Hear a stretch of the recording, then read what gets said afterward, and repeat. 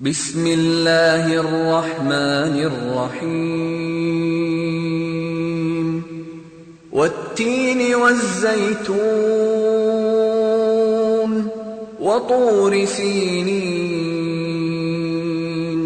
وهذا البلد الأمين لقد خلقنا الإنسان في أحسن تقويم ثم رددناه أسفل سافلين